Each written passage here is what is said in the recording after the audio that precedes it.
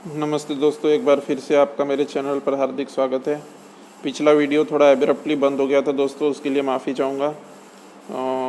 अभी हम आगे का थर्ड लेक्चर पे चलते हैं अपने।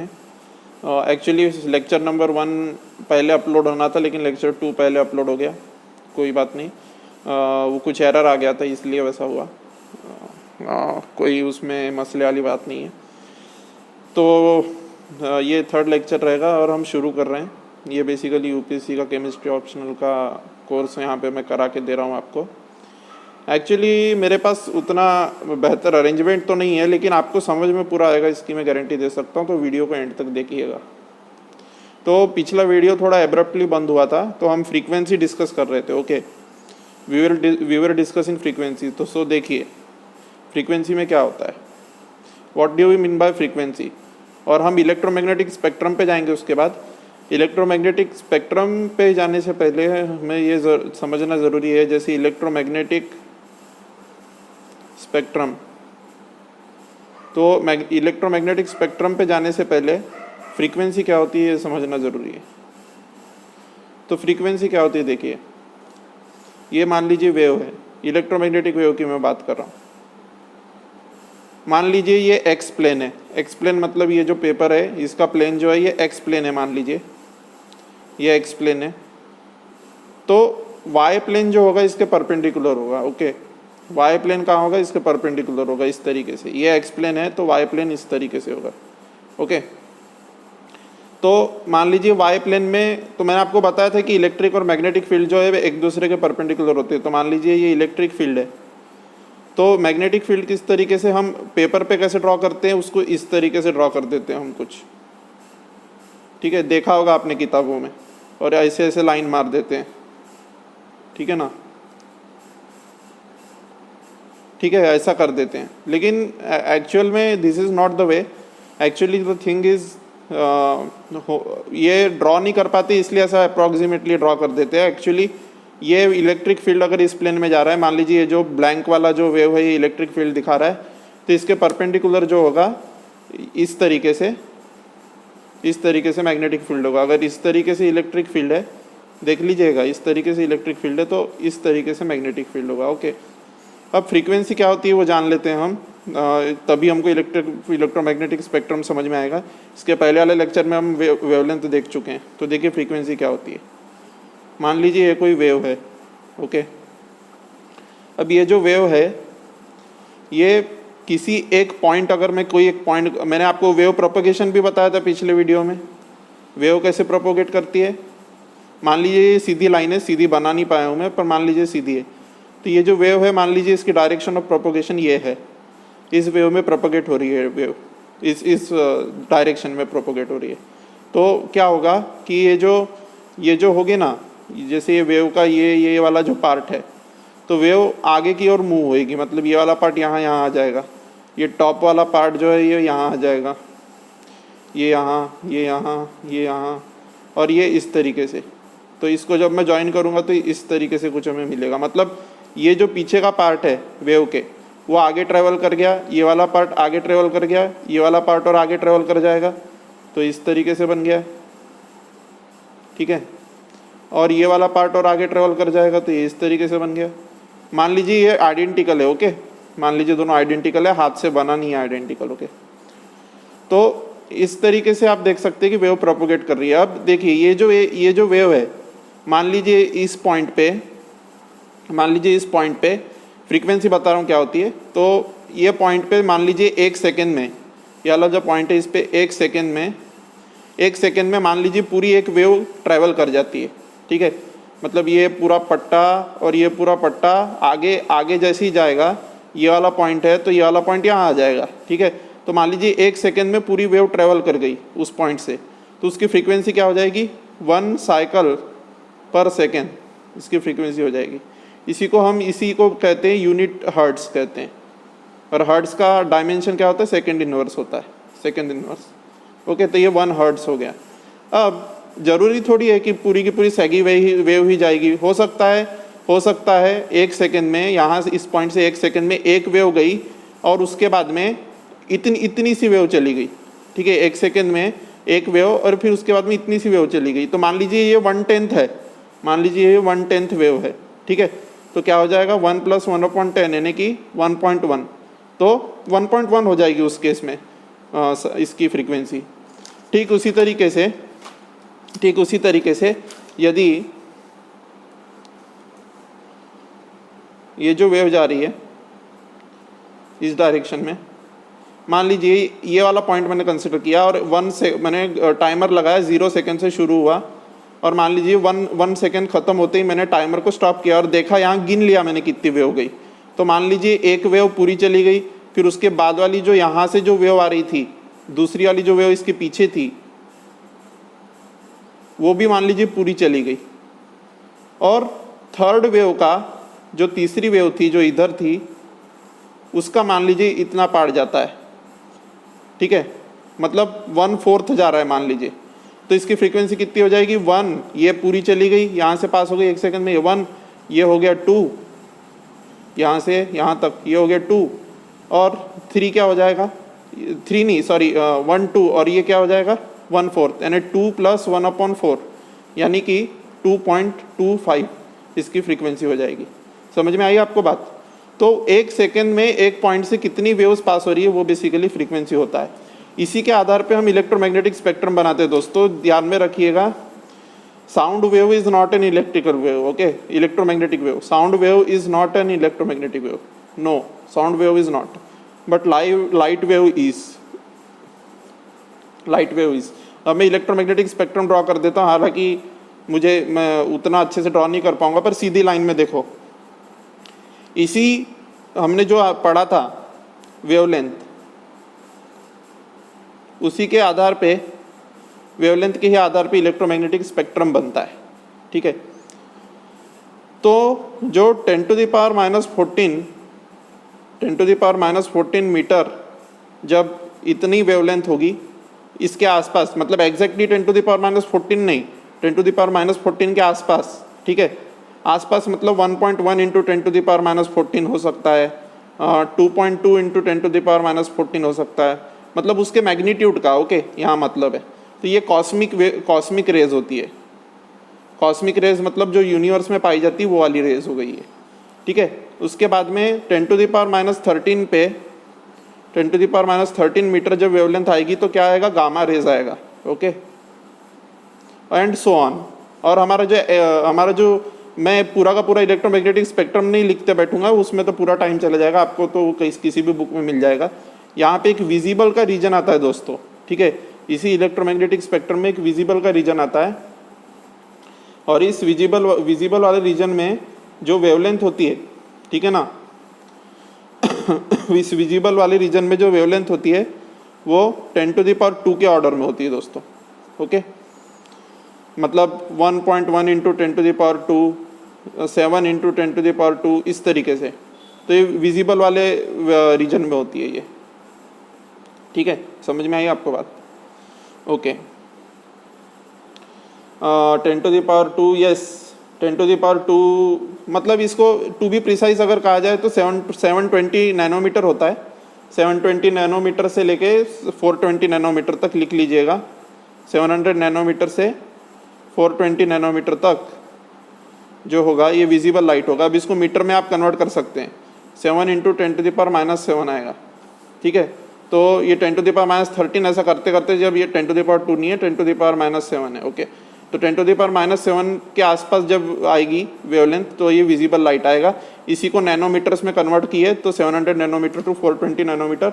और याद रखिएगा जो हायर वेवलेंथ जो होती है वो वॉयलेट होती है और जो लोअर होती है वो रेड होती है।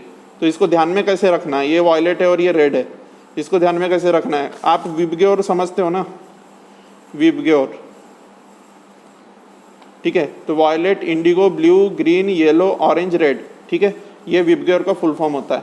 अब विबग्योर में आपको जो रेड वाला साइड है, आपको विबग्योर उल्टा लिखना है दोस्तों। जब भी आप इलेक्ट्रोमैग्नेटिक स्पेक्ट्रम में लिखोगे तो विबग्योर को उल्टा लिखना है, मतलब रेड से स्टार्ट होगा। तो ये रेड लेफ्ट में आएगा और वॉयलेट राइट में आएगा, ओके। अगर आप यहाँ पे जो वेवलेंथ डिक्रीजिंग वेवलेंथ के ऑर्डर में बनाते हैं तो वायलेट की जो वेवलेंथ है वो कम आएगी और रेड की ज़्यादा आएगी। इसको ध्यान रखने का सबसे आसान तरीका मैं आपको बताता हूँ कि वायलेट की ज़्यादा क्यों आएगी। देखिए, जब भी आपको पता होगा कि सूरज जो होता है, हमारा सन जो होता है, वो अल्ट्रावायलेट रेज रिलीज करता है, यूवी रेस, ठीक है। मान लीजिए ये विजिबल स्पेक्ट्रम है, मान लीजिए ये विजिबल स्पेक्ट्रम है, ये रेड है और ये वायलेट है, ओके। तो यूवी रेस क्या होगी? Ultra violet. अल्ट्रा वायलेट मतलब क्या? जो सन से आ रही है, ये इसी अल्ट्रा वायलेट रेस को ओजोन जो है एब्जॉर्ब करती है, आपने पढ़ा होगा। तो O3 ओजोन जो है ये इसी यूवी रेस को एब्जॉर्ब करती है। तो अल्ट्रा मतलब क्या होता है? अल्ट्रा मतलब ज़्यादा होता है। तो वायलेट से इधर जो जाएंगे वो अल्ट्रा वायलेट होता है, ठीक है। और इधर साइड जो जाएंगे वो इंफ्रारेड होता है। इंफ्रा मतलब क्या? इंफ्रा मतलब कम, ठीक है। तो ये एनर्जी के टर्म्स में बात हो रही है, ठीक है। अल्ट्रा वायलेट मतलब क्या? एनर्जी ज़्यादा, क्योंकि आपके स्किन पे फपोले आ जाते हैं अल्ट्रा वायलेट रेस से। तो एनर्जी ज़्यादा तो वेवलेंथ कम। क्यों एनर्जी ज़्यादा तो वेवलेंथ कम? E is equal to hc/λ। आप देख सकते हैं जैसे ही एनर्जी ज़्यादा होगी तो वेवलेंथ कम हो जाएगी, है कि नहीं। तो इधर साइड यदि मैं कहूँ कि यूवी की तरफ एनर्जी बढ़ रही है, किस कैसे याद रखना है यूवी की तरफ एनर्जी बढ़ रही है? इस तरीके से याद रखना है कि यूवी जो है वो हमारी स्किन को जला देती है, मतलब उसकी एनर्जी काफ़ी ज़्यादा होती है, ओके। तो यूवी की एनर्जी ज़्यादा तो वेवलेंथ कम, तो वेवलेंथ कम आएगी। तो ये इलेक्ट्रोमैग्नेटिक स्पेक्ट्रम आप देख भी सकते हैं, यहाँ पे मैंने ड्रॉ कर रखा है, ये देखिए, ये यूवी रेज है। ये वैक्यूम में यूवी रेज की वेवलेंथ और थोड़ी कम हो जाती है। ये देखिए यहाँ पे वेवलेंथ बढ़ते जा रही है, इस डायरेक्शन में वेवलेंथ बढ़ रही है और इस डायरेक्शन में कम हो रही है, ओके। तो ये रेडियो वेव्स हो गई, ये माइक्रोवेव हो गई और इस तरीके से ये चल रहा है, ठीक है। समझ में ये बात आपको? तो ये तो हो गया इलेक्ट्रोमैग्नेटिक स्पेक्ट्रम।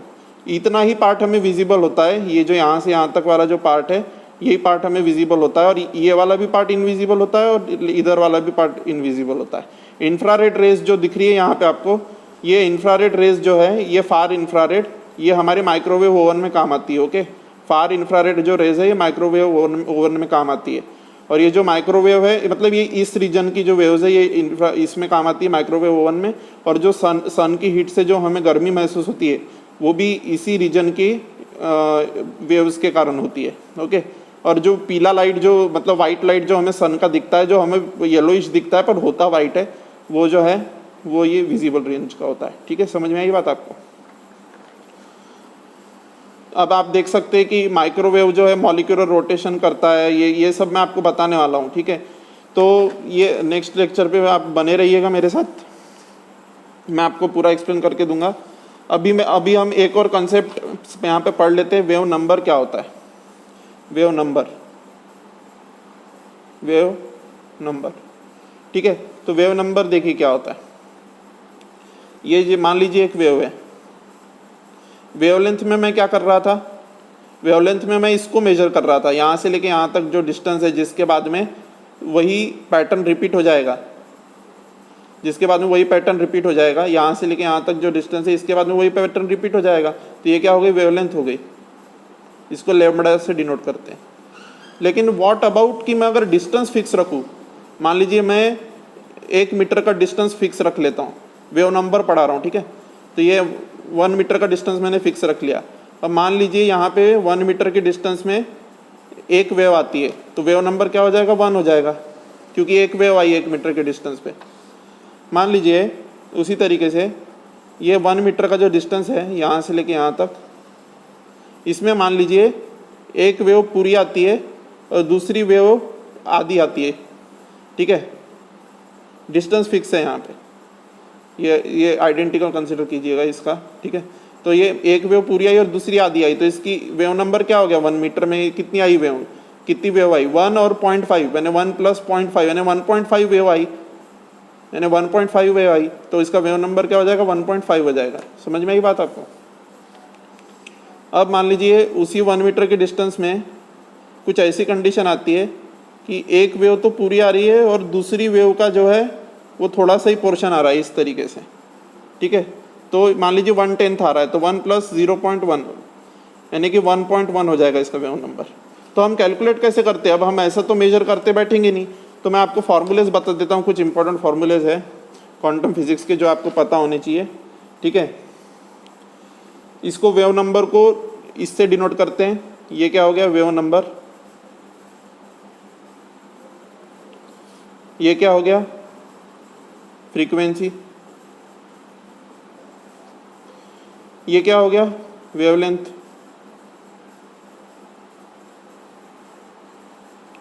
ये क्या हो गया, वेलोसिटी ऑफ लाइट।